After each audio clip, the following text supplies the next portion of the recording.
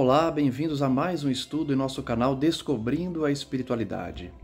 Hoje é o quinto estudo da obra Libertação, psicografia de Chico Xavier, ditada pelo espírito André Luiz. Estamos no capítulo 3, intitulado Entendimento, onde estamos vendo as definições da equipe de André Luiz para prestar o socorro às obsessões aqui na Terra depois da viagem que eles vão fazer. Nós já temos algumas informações das missões que André Luiz vai realizar nessa obra, especificamente em relação ao poder mental, à subjugação que alguns espíritos fazem em relação a outros, a dominação pela força, pelo medo e pela manipulação da matéria. André Luiz irá visitar, portanto, algumas regiões de sofrimento, onde espíritos trevosos se reúnem para fazer o mal, disputando a liderança desses grupos. Por enquanto, estamos ainda no início da obra, no capítulo 3º, onde vamos perceber que a equipe de André Luiz está sendo preparada para iniciar suas atividades e está começando a compreender como a justiça divina interfere para aqueles que estão rebelados contra a lei de Deus. André Luiz teve algumas dúvidas no último estudo referentes à intervenção divina e nós vimos a resposta do mentor. Vamos prosseguir então analisando que ideias novas serão tratadas por esse mentor quando responde a André Luiz. Prosseguindo então na obra, André Luiz vai dizer: a essa altura da instrutiva conversação, chegamos a gracioso templo. Nesse doce recanto, consagrado à materialização de entidades sublimes, a luz suave da noite calma, como que se fazia mais bela. Então eles estão num local em que se realizam materializações de espíritos sublimes. Nós já tratamos disso aqui em outra obra, né? Mesmo que no plano espiritual existem locais que espíritos puros, para serem vistos, precisam materializar-se. E algumas pessoas podem fazer confusão achando que a materialização é apenas do plano físico, mas o plano em que André Luiz está não deixa de ser um plano material também, não igual ao nosso, mas como tudo é matéria, ainda que de maneira menos condensada, mais quintessenciada, como é a descrição do perispírito, os espíritos puros precisam condensar um pouco para serem vistos por espíritos inferiores. Isso ocorre também no plano espiritual. Esse local, portanto, recebia essas entidades de luz que se materializavam naquele templo. As vibrações constantes das preces, aí emitidas por vários séculos, tinham criado em torno da edificação prodigioso clima de encantamento. Aqui, mais uma lição. Percebam que naquele local são séculos e séculos onde as pessoas se reúnem para orar. Isso traz uma influência para a região espiritual, isso traz uma interferência naquele local, reunindo ali elementos benignos, elementos salutares da oração, a que a todo momento as pessoas se reúnem ali por séculos e séculos. Imaginem então como o clima espiritual deve ser um clima de equilíbrio, de encantamento. Melodia celeste derramava-se a surdina, e as flores delicadas do átrio pareciam corresponder aos sons cristalinos, variando no brilho e na cor, quase que imperceptivelmente. As flores, portanto, que certamente nós desconhecemos, são belíssimas e acompanham o equilíbrio e a música do local. Eu trazia o coração opresso, como se a felicidade das últimas horas, em que ouvira tão confortadoras e tão graves reflexões atinentes à extensão do mundo e da vida, me aproximasse à insignificância pessoal da grandeza divina. E lágrimas tranquilas inundaram-me o rosto.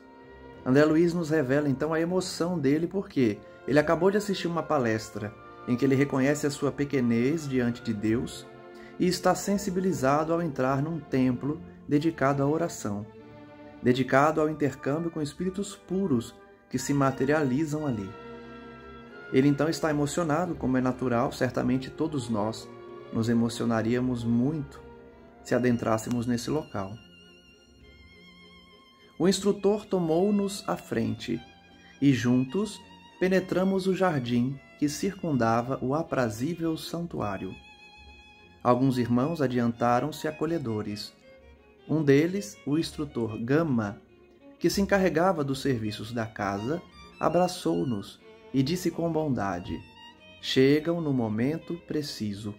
Os doadores de fluidos, sublimados, encontram-se a postos e a outra comissão já veio.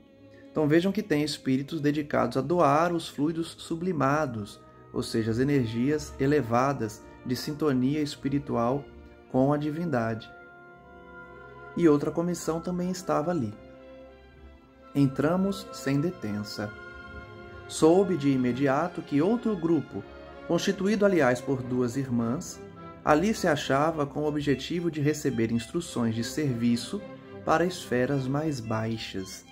Então, além do grupo de André Luiz, que também é socorrista, haviam duas senhoras que iriam receber instruções para auxiliar nas regiões de sofrimento mais inferiores. Cariciosa claridade azul brilhante banhava o largo recinto, adornado de flores níveas, semelhantes aos lírios que conhecemos na terra.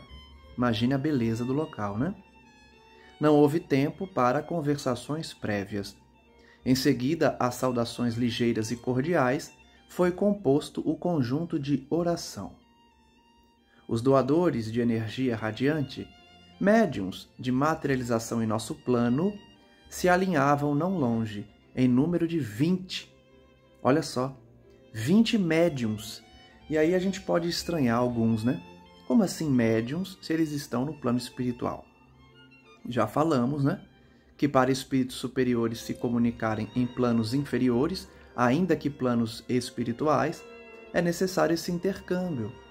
É necessária a doação de fluidos, como ocorre aqui na Terra, em que os médiuns doam ectoplasma para a materialização. No plano espiritual, a doação é de energia radiante. Então não é ectoplasma, mas é uma energia que possibilita a materialização de espíritos puros. Olha só, o fenômeno é o mesmo, mas os elementos são diferentes. E isso é lógico, né? Porque se o elemento material é diferente do elemento espiritual, não serão os mesmos elementos que proporcionarão a materialização. Aqui na Terra é o ectoplasma. No plano espiritual é a energia chamada radiante. E chama a atenção também o número de médiuns, né? 20 médiuns para doar essa energia. Comovedora a partitura soou, argentina e leve, em aposento próximo, predispondo-nos à meditação de ordem superior. E logo após a prece, formosa e espontânea, pronunciada pelo responsável mais altamente categorizado na instituição, eis que a tribuna doméstica se ilumina. Então, logo após a oração, já vai ter o fenômeno da materialização na tribuna. Esbranquiçada nuvem de substância leitosa, à semelhança do ectoplasma, e brilhante, adensa-se em derredor, e pouco a pouco, desse bloco de neve translúcida, emerge a figura viva e respeitável de veneranda mulher. Um espírito puro, portanto, já se materializava na região espiritual. Indizível serenidade caracterizava-lhe o olhar simpático e o porte de Madonna antiga, repentinamente trazida à nossa frente. Cumprimenta-nos com um gesto de bênção, como que nos endereçando a todos os raios da luz esmeraldina que, em forma de auréola, lhe exornam a cabeça. É uma figura, portanto, santificada, né? As duas moças que formavam a comissão de serviços, estranha à nossa, avançaram com lágrimas discretas e rojaram-se genuflexas. Mãe querida, clamou uma delas, com tal inflexão de voz que nos cortava as fibras mais íntimas. Ajuda-me a falar-te. A saudade longamente reprimida é um fogo que consome o coração. Auxilia-me, não me deixes perder este doce e divino minuto. Então aquelas duas senhoras conheciam o espírito de luz que se comunicava. Apesar dos soluços de emoção que lhe vibravam no peito, continuou: abençoa-nos para a grande jornada. Há muito tempo aguardamos esta hora breve de reencontro contigo. Perdoa-nos, mãezinha, se insistimos tanto na rogativa. Contudo, sem tua proteção amorosa, como vencer nos turbilhões do abismo? Notem que elas pedem desculpa por muito pedir. A gente aqui na Terra também às vezes pede o tempo inteiro para as entidades, para o Cristo, para os mentores. A gente até brinca, né?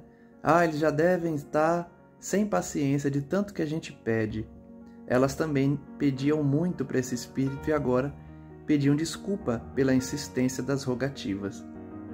Desejando talvez justificar-se ante os olhos maternos, acrescentava em pranto: de conformidade com as tuas amadas recomendações, além de nossas tarefas habituais na zona de serviço em que a tua bondade nos situou, temos velado pelo paizinho, mergulhado nas sombras. Então elas já revelam que são filhas daquela mulher, daquele espírito, e estavam cuidando do pai delas, além dos serviços que elas já faziam. E a gente percebe aí que foi orientação da mãe, desse espírito de luz. Orientou as suas duas filhas que cuidassem do paizinho, também das tarefas socorristas, além das tarefas socorristas, né? Mergulhado nas sombras ele estava, todavia, há 6 anos buscamo-lo em balde. Elas estavam procurando ele há 6 anos. Escapa-nos a influência renovadora e se compraz na companhia de entidades que por onde passam vampirizam as criaturas. Então elas, na verdade, já tinham encontrado ele, mas ele não dava ouvidos a ela. Se vinculava a entidades atrasadas, vampirizadoras. Não nos recebe a atuação carinhosa, senão em forma de pensamentos vagos, de que se desvencilha facilmente. E se multiplicamos providências salvacionistas, procede como louco. Então vejam que situação triste desse paizinho. É a mesma situação de muitos dos encarnados, inclusive nós mesmos, em diversas situações da vida. Nós não escutamos os conselhos dos bons espíritos, a não ser sob forma de pensamentos vagos, mas logo voltamos para o erro, não ouvimos, não queremos ouvir os conselhos. E quando esses espíritos providenciam algo mais direto, nos comportamos como loucos. No caso do paizinho delas, gesticula a esmo, colérico e irritado, grita blasfêmias e solicita o concurso de seres viciados, a cujas radiações escuras se entrelaça, repelindo-nos as sugestões e a presença. Prefere o contato de entidades ignorantes e infelizes, detestando-nos a ternura. Percebam que aqui há um alerta importante para todos nós. Já falamos aqui que a espiritualidade respeita o nosso livre-arbítrio. Se a gente quer se vincular a entidades trevosas, eles permitem, eles não impedem, eles respeitam o nosso livre-arbítrio. A gente precisa ter cuidado, não é? E ouvir os bons espíritos. Não se vincular a seres viciados, porque isso nos afasta dos mentores, daqueles que nos amam e nos querem bem, nos dando bons conselhos. Nesse ponto, crise mais intensa de emotividade impediu-lhe de continuar. Ela, portanto, chorava. A nobre senhora, que descera da tribuna, erguendo as filhas e acolhendo-as nos braços, exclamou com acento consolador na voz, sem lágrimas, não obstante a visível melancolia: filhas amadas, o sol combate a treva todos os dias. Batalhemos contra o mal incessantemente, até a vitória. Não se suponham sozinhas no conflito doloroso. Lembrem-se que elas estão há 6 anos tentando resgatar o pai. E o espírito puro, a mãezinha, pede paciência, pede que elas continuem. Ela sabe que demora muitas vezes. Desculpemos o papai infinitamente e colaboremos por restituí-lo à terra firme da luz. Se o Cristo trabalha por nós desde o princípio dos séculos, sem que lhe possamos compreender a amplitude dos sacrifícios, que dizer das nossas obrigações de amparo e tolerância uns para com os outros? Essa é uma lição que todo espírito superior dá, né? A paciência que Jesus tem conosco, a gente precisa ter com os outros. Cláudio se fez para sempre credor da nossa estima e gratidão, apesar do pavoroso crime oculto que nolo arrebatou às profundezas. Então ele viveu com elas, deu a oportunidade da reencarnação, mas cometeu um crime, e esse crime fez ele afundar-se nas profundezas. Envenenou um parente para conseguir a riqueza material que nos ofereceu educação e conforto na esfera carnal. O drama, portanto, é revelado, o drama de Cláudio. Ele assassinou um parente envenenado para pegar a fortuna e usou esse dinheiro para o sustento da sua família, que são aquelas 2 filhas e a esposa, que agora estão iluminadas, mas ele está ainda endividado, sofrendo. Por extrema dedicação a nós 3, não hesitou diante da tentação que o constrangeu a infernal compromisso, que foi o assassinato. Dono de afeição inquieta, não soube esperar a bênção do tempo e lançou mão de inconfessável processo para localizar-nos em um oásis de superioridade mentirosa. Ele não quis esperar, o direito dos homens agir quando aquele que ele iria herdar a herança falecesse naturalmente.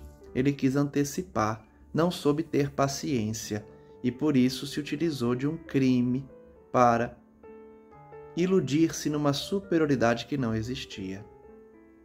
Para que ele nos sentisse garantidas e felizes, viveu durante 40 anos consecutivos entre o remorso e o sofrimento, psiquicamente sintonizado com espíritos maliciosos e vingativos das sombras.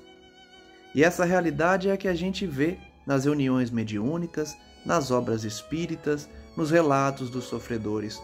Quem comete crimes não descobertos pelas leis humanas vive um remorso, não tem paz, não consegue ser feliz na terra, não consegue ter alegrias por conta do remorso e da culpa.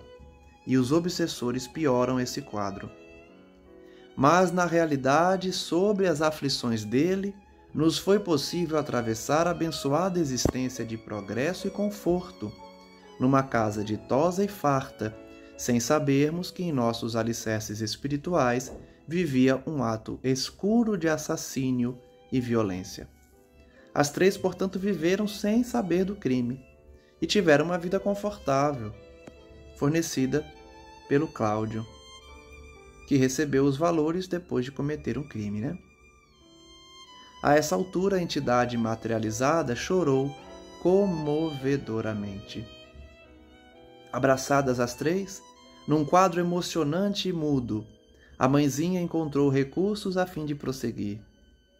Tornaremos, contudo, ao campo de luta regeneradora e benfazeja, que vale para nós a paisagem celestial sem a libertação daqueles que amamos.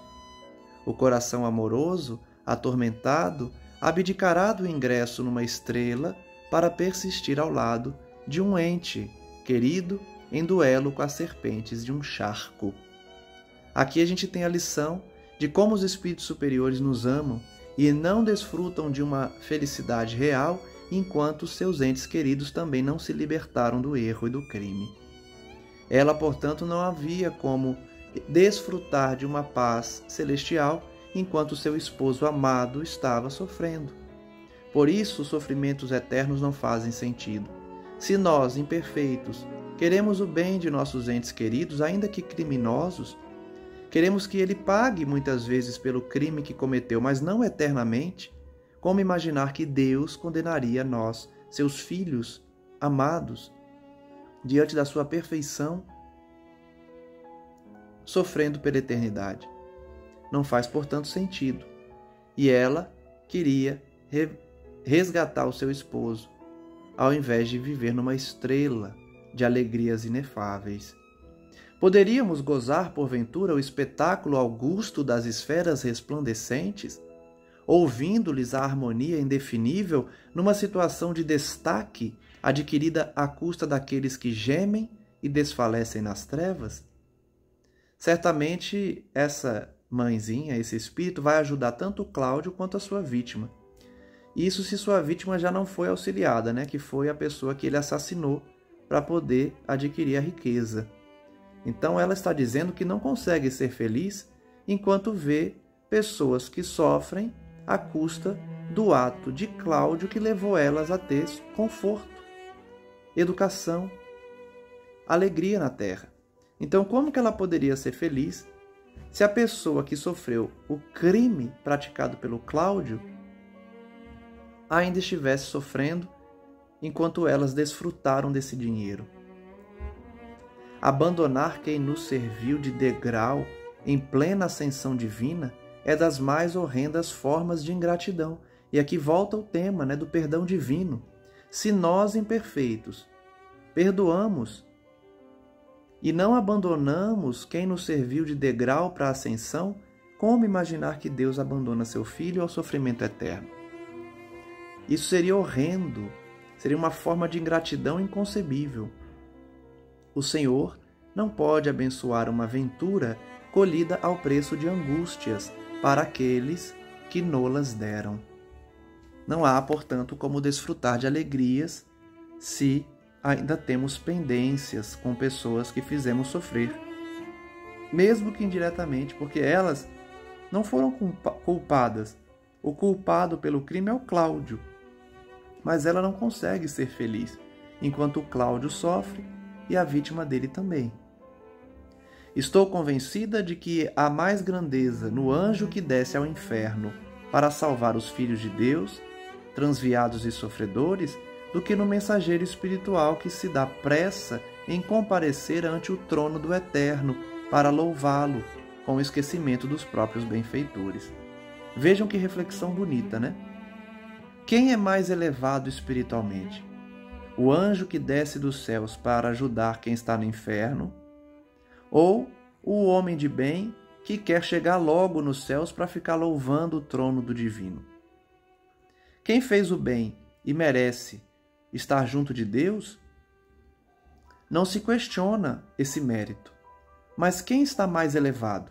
Esse que quer ficar louvando Deus sem fazer nada pelos que sofrem, ou o que desce desse local de felicidade, de alegria, de contato com o divino para ajudar os sofredores? A venerável matrona enxugou o pranto copioso e prosseguiu: ouvidemos, pois, minhas filhas, o que hoje somos, para socorrer os que, com o propósito de nos servirem, resvalaram a despenhadeiro sinistro e tormentoso. Saudemos nossas dívidas secretas com abnegação e devotamento. Por que ela diz dívidas secretas? Porque provavelmente elas têm vinculação com Cláudio, anterior a essa encarnação, em que ele realizou o assassinato. Provavelmente elas também têm vinculação com a vítima, porque desfrutaram de um dinheiro que pertencia à vítima, mesmo que elas não soubessem do crime. Então são dívidas secretas que ela está propondo saldar essas dívidas, esquecendo o passado, esquecendo de que forma elas desfrutaram desses valores e auxiliando a todos que estão envolvidos nessa trama. Mais tarde, receberei Antônio, o sobrinho envenenado. Então, acertamos, né? Ela vai ajudar tanto Cláudio quanto Antônio, que é o sobrinho que foi envenenado pelo tio. Ela receberá Antônio em seus braços maternos, reaproximando-o de Cláudio, pela cordialidade e pelo respeito vividos em comum. Então ela vai reencarnar e ela vai ser mãe de Antônio. Talvez mãe de Cláudio também, né? Para receber os dois como irmãos, a fim de que se perdoem. Principalmente Antônio, né? Perdoar o Cláudio. Ensinar-lhe-ei com alegre ternura a pronunciar o nome de Deus e a desfazer as pesadas nuvens de revolta que lhe empanam a vida íntima. Então Antônio não está bem ainda também. Antônio ainda sofre, ainda está rebelado contra Deus, porque foi vítima do envenenamento, não perdoou Cláudio, deve estar perseguindo ele. Os dois serão resgatados. A fim de incliná-lo à compreensão e à piedade com mais eficiência, comprometi-me a acolher também, no tabernáculo materno, as 6 criaturas desviadas do bem, às quais se apegou, desvairado nas regiões inferiores, em face da culpa de quem nos foi desvelado amigo. Aqui nós temos mais uma lição. Percebam que essa entidade de luz vai receber Antônio como filho e também 6 espíritos. E aí a gente se pergunta, quem são esses 6? Tinham vinculação com Antônio? Pela informação da obra, a vinculação deles é depois da morte de Antônio. Ele se vinculou a essas entidades na sua sanha por vingança. Olha o alerta para todos nós. Cuidado com os espíritos que você se envolve, na terra ou depois da morte. Porque se você se envolve com espíritos para buscar vingança, você vai se vincular a eles, a ponto de ter que retornar com eles numa nova existência. Esses 6 espíritos que Antônio se vinculou no além não tinham relação com ele anterior. A relação, se outra informação não vier mais à frente, decorreu do envolvimento de Antônio após a sua morte, buscando a vingança. Meu afeto, diz ela, reinará dificilmente num lar repleto de corações menos afins com o meu, são espíritos difíceis, onde Jesus me ensinará a soletrar, venturosa, a doce lição do sacrifício silencioso.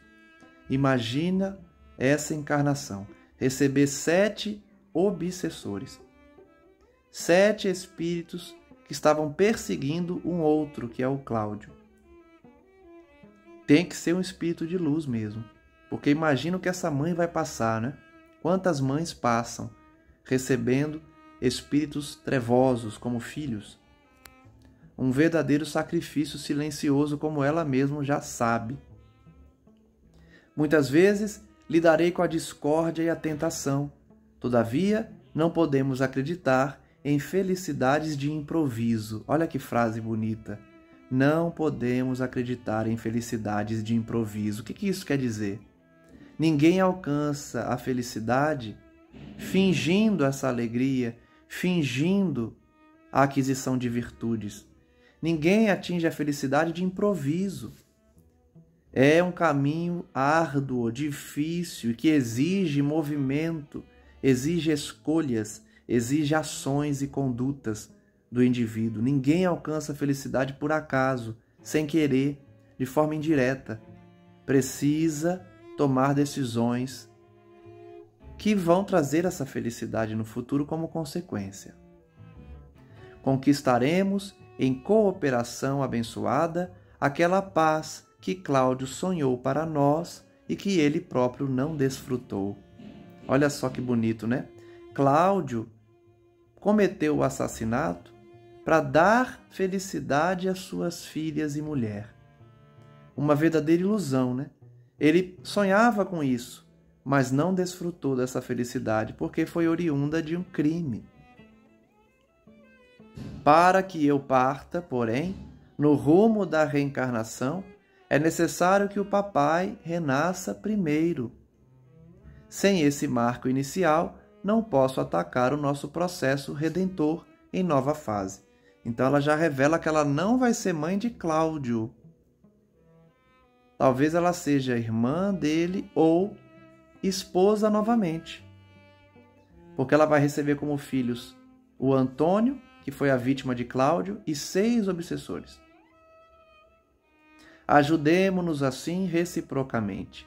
Enquanto procuro transformar Antônio, reajustando-lhe as fibras afetivas, incline em ambas o espírito paterno à esperança e a meditação reconstrutivas. Então, cada uma vai ter um papel, né? Ela vai ficar com Antônio, preparando ele para uma reencarnação futura. As duas filhas vão estimular no pai, Cláudio, pensamentos para que ele busque uma reencarnação mais próxima, porque ele precisa reencarnar primeiro. As jovens derramavam pranto comovedor, em que se misturavam angústia e alegria, e a matrona, iluminada, revelando-se em despedida, acrescentou: não desanimem. O tempo é das mais preciosas dádivas do Senhor, e o tempo nos auxiliará. O porvir reunir-nos-á de novo em abençoado refúgio terrestre. Eu e Cláudio, então renovado, receberemos muitos filhinhos, e vocês duas estarão entre eles, reconfortando-nos os corações. Então, olha que época diferente. Ela vai ter 10 filhos. Porque Antônio mais 6, 7. Com elas duas, 9 filhos. Quase 10. Se não for mais um, né? 9 no total até agora de informações. Porque é o Antônio mais 6 obsessores mais as duas filhas. E ela, de fato, vai casar com Cláudio novamente. Elas duas, portanto, serão irmãs de Antônio e dos 6 obsessores. Que família, hein? Reconfortando os corações junto deles, como filhas também. Tereis sobre o peito algumas pedras preciosas por lapidar no esforço de cada dia, e dentro da alma 2 flores, em ambas, cujo perfume celeste me sustentará as energias necessárias à perseverança até o fim. Olha que bonito, né?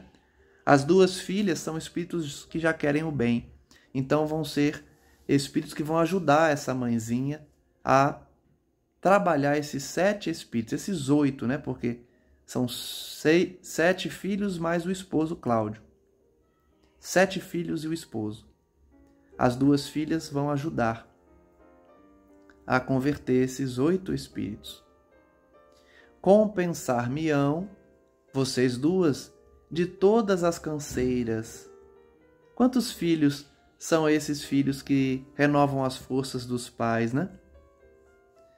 Juntas pelo amor imperecível, trabalharemos sustentadas pela recordação, embora imprecisa por conta da reencarnação, por conta do véu do esquecimento, da gloriosa vida espiritual que um dia nos acolherá felizes e triunfantes. Lembremo-nos de Jesus e avancemos. Silenciou a emissária, e as moças, provavelmente avisadas de que o tempo permanecia esgotado, abraçaram-na de encontro ao coração, sedentas de carinho. A mãezinha beijou-as enternecida, e após saudar-nos cordialmente, tornou à tribuna, em cujo topo desapareceu ao nosso olhar numa onda de neblina evanescente. Curioso, né? O fenômeno da materialização no plano espiritual. Entreolhamo-nos em lágrimas, como quem tivera a permissão de repousar a mente em branda melodia. As irmãs retomaram o lugar que ocupavam e música balsâmica se fez ouvir, renovando-nos o ambiente, obedecendo certo ao intuito de modificar-nos o campo vibracional. Então voltaram a meditar diante daquelas músicas celestiais. Ponderando na incomensurável bondade do Pai, recordei os laços afetivos que me ligavam ao pretérito e observei, mais uma vez, que todas as medidas do bem são planejadas e pacientemente executadas pelos que se angelizam nas virtudes do céu, lastimando intimamente as oportunidades perdidas noutro tempo, quando o verdadeiro entendimento da vida me não felicitava o espírito. Então, mais uma vez, André Luiz refletia sobre o que ele viu, né? A bondade de Deus, os laços afetivos que ele trazia no passado, as medidas que os espíritos superiores tomam sem que a gente saiba. angelizando, evangelizando, né? Trazendo essas virtudes do céu e lamentando quando a gente perde as oportunidades também. Todos nós recebemos essas bênçãos. Aqui na história é um exemplo de Cláudio e sua família, mas todos nós também temos espíritos superiores que velam por nós, que planejaram essa reencarnação, que voltaram conosco para nos resgatar.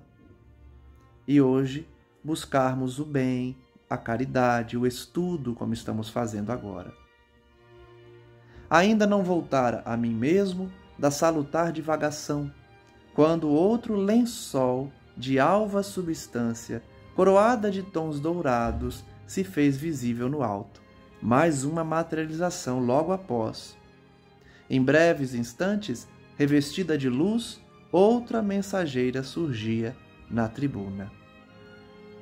Dos olhos irradiava doce magnetismo santificante.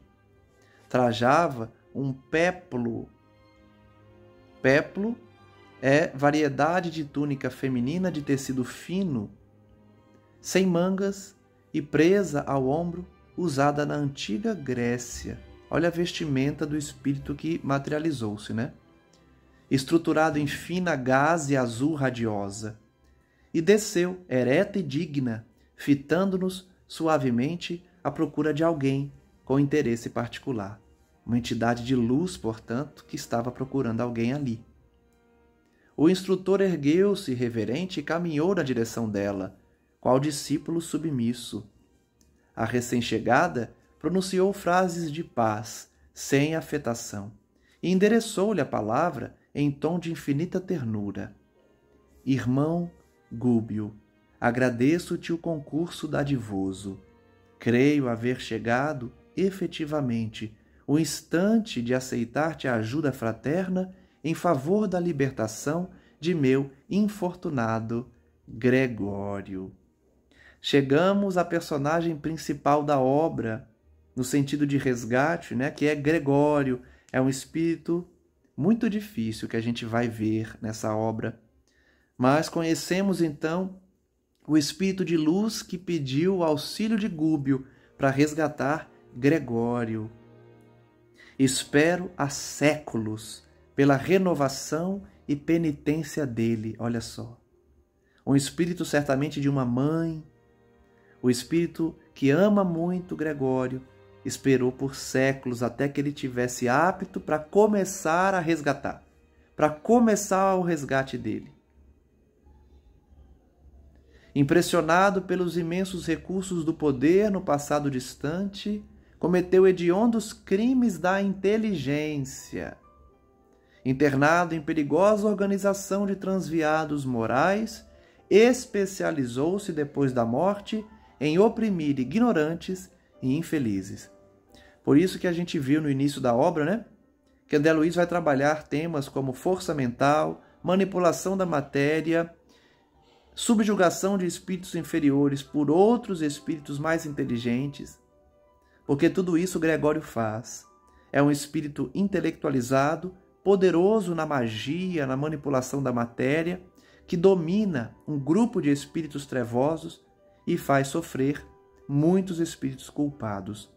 É um ser inteligente que usou dessa inteligência para dominar, se vinculando a uma verdadeira cidade das trevas, um grupo terrível que persegue e subjuga espíritos sofredores. Pelo endurecimento do coração, conquistou a confiança de gênios cruéis, desempenhando presentemente a detestável função de grande sacerdote em mistérios escuros. Olha só que lição, gente. Para quem acha que no plano espiritual não tem certas práticas, né, de magia negra, de manipulação da matéria, do fluido inferior. Gregório era um sacerdote, ou seja, alguém dedicado a uma doutrina de magia negra, de dominação de mistérios escuros, ou seja, manipulação de fluidos para o mal, para subjugar, para forçar espíritos sofredores a transfigurarem-se em animais, como a gente vai ver. Então, é um espírito inteligente que manipula a matéria, tem conhecimento de como funciona a natureza e usa dessa natureza, só que usa para o mal. Gregório, portanto, chefia condenável falange de centenas de outros espíritos infelizes, cristalizados no mal. Ele é o líder de espíritos trevosos, ignorantes e maus, e que lhe obedecem com deplorável cegueira e quase absoluta fidelidade.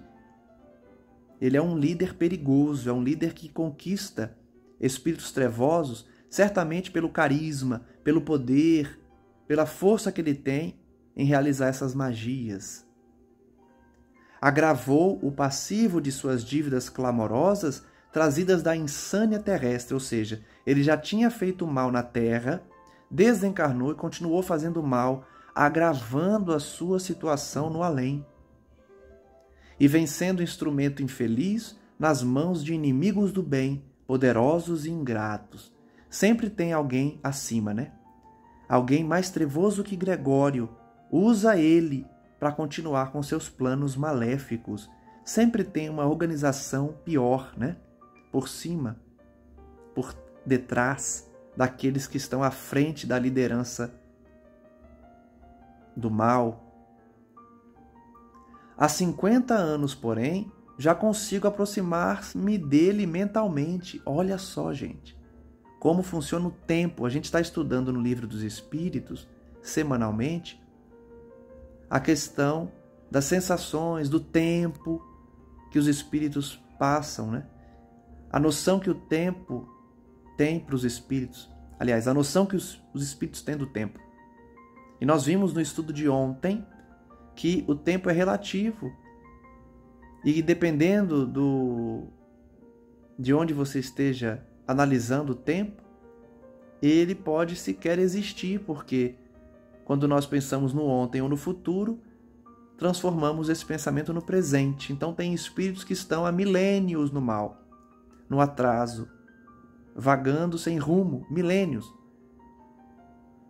Gregório, nos últimos 50 anos, começou a ouvir mentalmente a sua mãe. E aqui pelo que eu lembro da obra, ela é mãe dele, né? Mas mesmo que não seja, um espírito que o ama, há 50 anos só que ele começa a escutá-la. Recalcitrante e duro a princípio, Gregório agora experimenta algum tédio, o que constitui uma bênção nos corações infiéis ao Senhor. Outra lição interessante. O espírito mau se cansa, fica entediado de fazer o mal. Imagine quanto mal ele fez, né, para ficar entediado.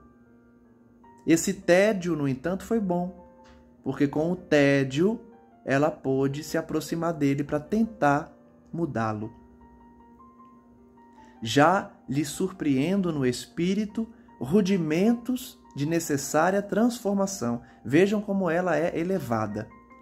Ela consegue perceber esses detalhes.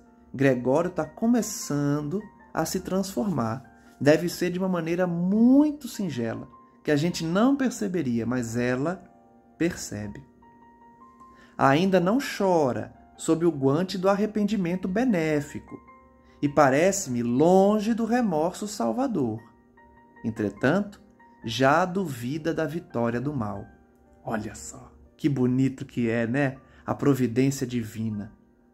Gregório ainda está com o coração peludo, coração frio, gelado. Ele não se arrependeu ainda, ele não chora ainda. Mas ele começa a pensar, eu não sei não se essa organização vai vencer. Eu acho que a gente não vai conseguir vencer Cristo. Abriga interrogações na mente envilecida. Ele está começando a duvidar do poder dos seus maiorais, do poder dos organizadores das trevas a que ele está submetido, a que ele está vinculado, a quem ele obedece, os senhores das trevas a que ele faz culto, né? Está começando a duvidar. Não é tão severo no comando dos espíritos desventurados que lhe seguem as determinações, olha só. Ele é mau, mas ele está começando a tratar um pouquinho melhor aqueles que seguem ele. Ele não é tão cruel como ele era antes. Olha como os espíritos superiores começam a enxergar a mudança, né? O mal começa a ser um pouquinho menos mal. Ele está começando a tratar um pouquinho melhor os seus servos, os seus seguidores. E o colapso de sua resistência não me parece distante. Ela já consegue antever que ele vai ceder ao amor de Cristo, que é um amor irresistível. Todos vão ceder um dia.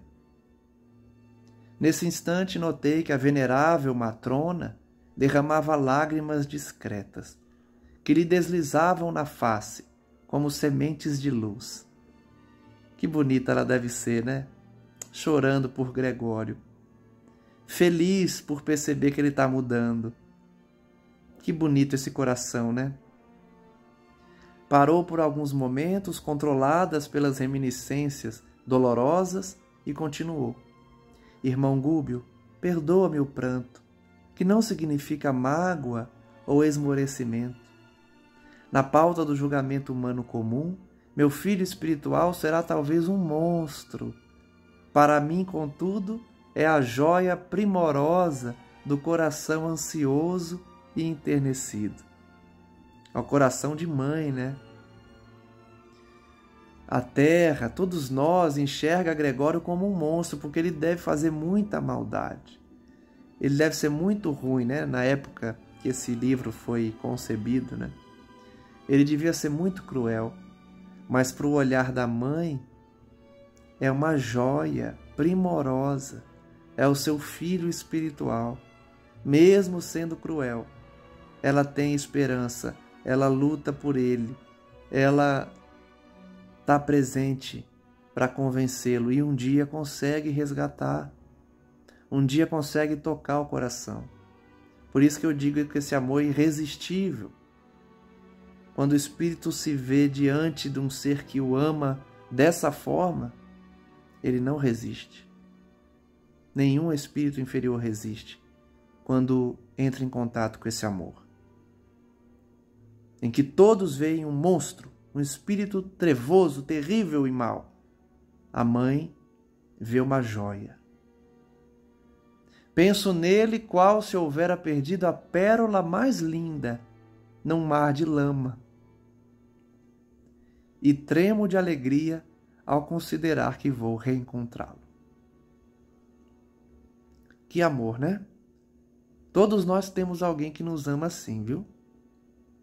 Todos nós temos alguém que sente essa alegria sincera quando imagina em nos reencontrar, em nos libertar do mal, em nos guiar para o bem.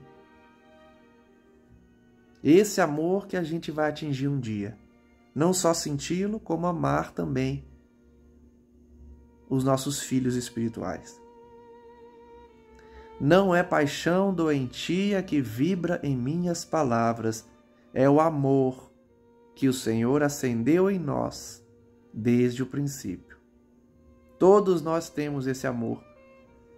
Alguns trazem sob forma de semente, em outros já brotou, e em outros mais elevados já se transformou numa flor que emana do coração de quem ama verdadeiramente. É o amor de Deus que já brotou no coração desses espíritos puros. Estamos presos diante de Deus pelo magnetismo divino, tanto quanto as estrelas que se imantam umas às outras no império universal. Não encontrarei o céu sem que os sentimentos de Gregório se voltem igualmente para a eterna sabedoria. Da mesma forma que nós vimos a outra figura que se materializou antes dela, não conseguir ser feliz enquanto seu ente querido sofre, essa mãezinha também não encontra paz, não encontra felicidade verdadeira, enquanto o seu Gregório ainda dedica-se ao mal. Ela só vai ter paz quando o Gregório dela também se voltar para o bem. Alimentamo-nos na criação com os raios de vida imperecível que emitimos uns para com os outros. Como surpreender a perfeita felicidade se recebo do Filho amado tão somente raios de forças em desvario? Então, enquanto ela envia raios de amor, de vida para Gregório, ele envia para ela raios desequilibrados, de forças desequilibradas, porque ele está no mal. Então, enquanto esse sentimento de amor não for recíproco, ela vai lutar pelo resgate de Gregório. O nosso orientador contemplou-a de olhos úmidos e rogou: nobre Matilde, conhecemos o nome da mãezinha de Gregório, Matilde, um espírito que deve ser muito iluminado. Estamos prontos, dita ordens. Por mais que fizéssemos por tua alegria, nosso esforço seria pobre e pequenino diante dos sacrifícios em que te empenhas por nós todos. Então Gúbio reconhece a elevação espiritual de Matilde e diz que a contribuição deles não é nada frente ao sacrifício dela, não somente em relação a Gregório, mas a eles todos. Num sorriso triste, prosseguiu a respeitável senhora: descerei dentro em breves anos para o torvelinho de lutas carnais, a fim de esperar Gregório em existência de resgate difícil e doloroso. Então ela vai ser novamente mãe de Gregório, para ajudar ele na expiação que ele certamente passará num corpo deformado, certamente surdo e mudo, cego talvez, deficiente, porque pelas informações que nós temos ele foi muito cruel. Ela será mãe novamente dele. Vai reencarnar primeiro, para recebê-lo depois. Educá-lo-ei sob os princípios superiores que regem a vida. Crescerá sob minha inspiração imediata e receberá a prova perigosa e aflitiva da riqueza material. Olha só, mesmo sendo mal do jeito que foi, vai nascer rico. Certamente com deficiências, né? Mas com riqueza material. Uma expiação difícil, uma provação difícil.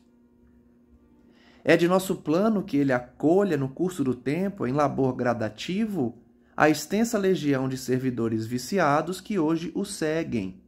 Está explicado porque ele vai ser rico, porque ele vai ter que receber todo mundo que ele desviou para o mal. Vai ser tudo funcionário dele. Ou vai nascer na família dele.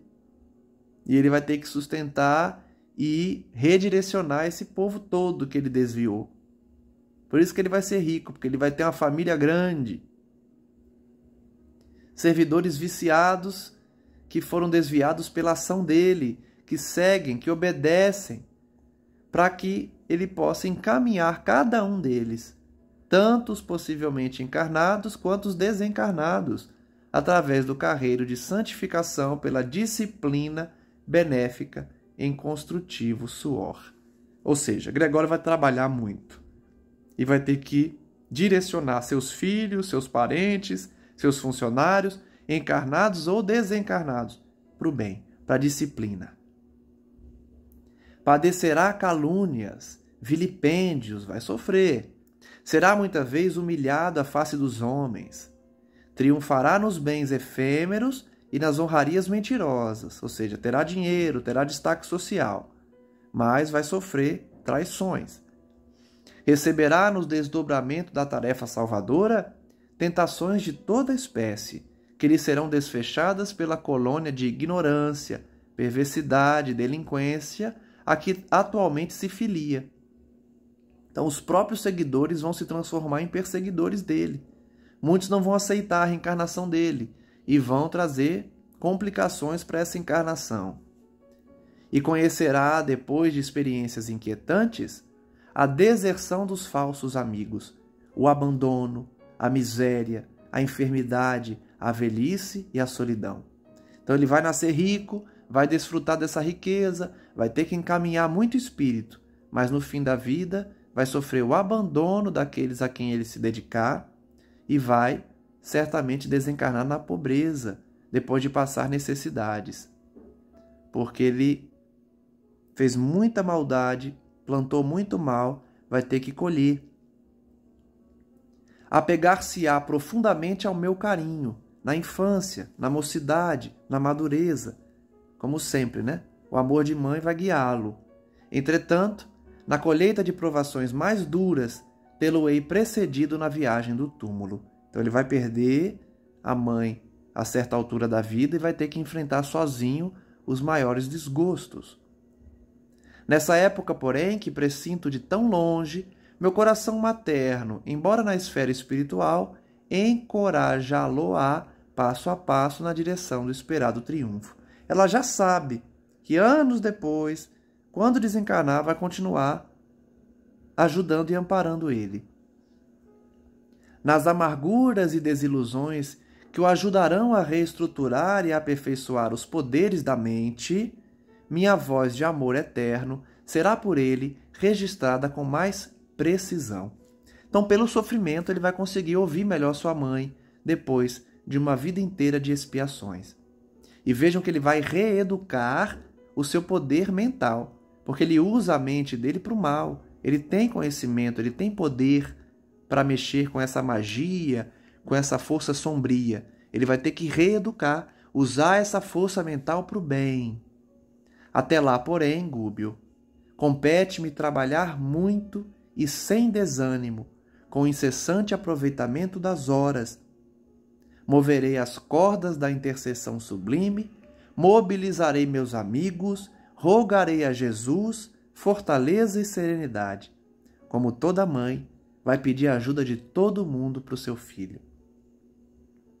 Iniciaremos a liberação com teu abnegado concurso na zona abismal.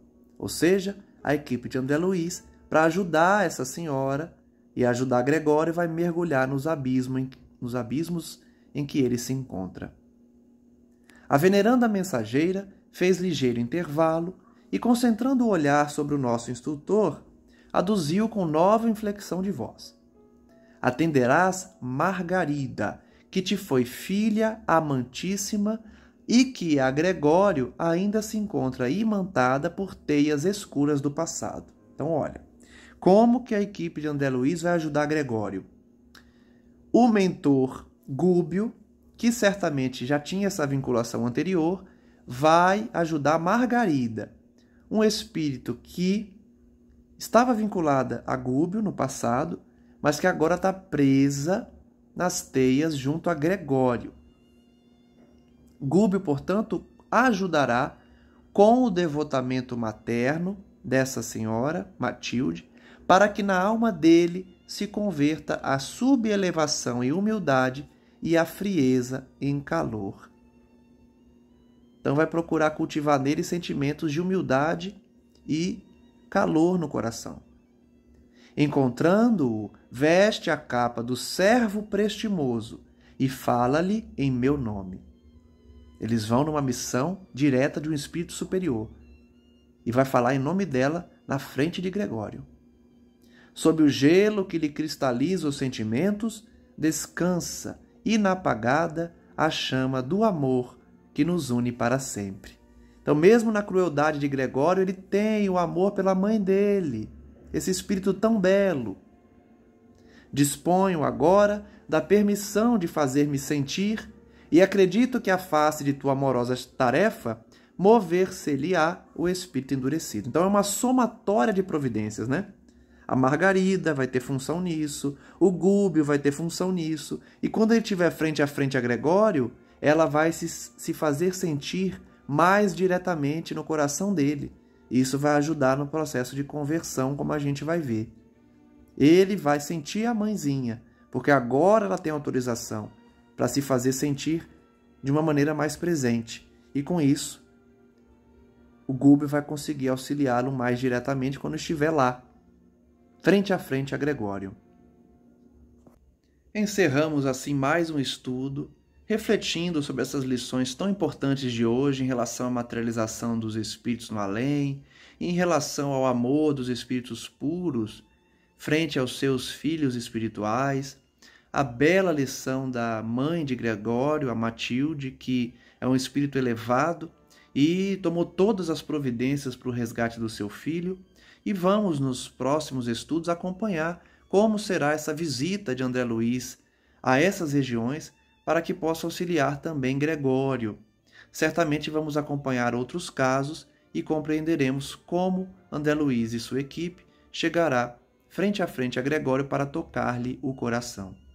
Que possamos refletir sobre as lições do estudo de hoje, lembrando sempre da presença divina em nossas vidas, desses espíritos elevados que nos amam, que velam por nós, que tomam providências para o nosso resgate, para a nossa elevação, porque eles só conseguem adquirir a felicidade quando todos os seus seres amados também estejam no caminho do bem. Por isso, nos amam tanto e providenciam esse auxílio a todos nós, seja encarnados ou desencarnados. Reflitamos, portanto, em tudo isso que hoje pensamos e discutimos e aprendemos com a obra e que possamos colocar em prática, para evitar mergulharmos na situação de um Gregório, mergulharmos na situação de um Cláudio, que acabou assassinando um sobrinho para adquirir a fortuna, e possamos ter condutas bem diferentes, condutas dedicadas ao bem, de elevação espiritual, a fim de continuarmos a ouvir essas entidades amigas e prosseguirmos no caminho evolutivo. Encerro, portanto, mais um estudo agradecendo a todos que nos acompanham, convidando para que assistam também os outros estudos do canal e prossigam nesse estudo nas próximas explicações, nas próximas leituras. Agradeço imensamente a todos e rogo a Cristo Jesus, nosso Mestre, à espiritualidade amiga, aos responsáveis pela divulgação da doutrina, das obras básicas e das obras complementares, e que nós todos possamos receber esses ensinamentos, essas lições, a fim de absorver o ensinamento cristão, colocando em prática na nossa família, na nossa convivência da sociedade, junto daqueles que mais precisam, seguindo o exemplo de Cristo no perdão das ofensas, em fazer tudo ao nosso alcance para uma boa prestação de serviço, de caridade, de instrução, enfim, todas as atividades relacionadas à nossa encarnação. Pedimos então que esses amigos continuem nos abençoar e perdoar as nossas falhas, as nossas fraquezas, as nossas imperfeições, porque já trazemos no coração o objetivo do bem, já temos a sementinha de querer o bem, desejar o bem e buscar realizar esse bem em nossas vidas. Falhamos pela imperfeição, mas queremos acertar. E por isso rogamos a assessoria desses amigos iluminados que já sabem o que é desfrutar da companhia do Divino. Que os senhores possam inspirar em nós essa mesma alegria, essa mesma felicidade de dividir o sentimento e a vibração com Cristo Jesus e com espíritos de luz, para que nós também possamos alcançar um dia essa mesma vibração. Graças damos a Ele, nosso Mestre, nosso modelo, que Ele possa continuar abençoando a terra, enviando os seus ministros, os seus discípulos, para que a renovação se faça no plano físico, renovando as nações, os pensamentos e os corações dos homens. Graças damos, Mestre Jesus, e que sua mãezinha amada, Maria Santíssima, Rainha do teu reino, continue a nos envolver a todos com seu manto sagrado, nos livrando de nós mesmos quando decidimos pelo mal, e guiando os nossos passos para a nossa redenção espiritual. Graças a Deus, graças a Jesus Cristo, e que assim seja. Um forte abraço a todos e até o próximo estudo.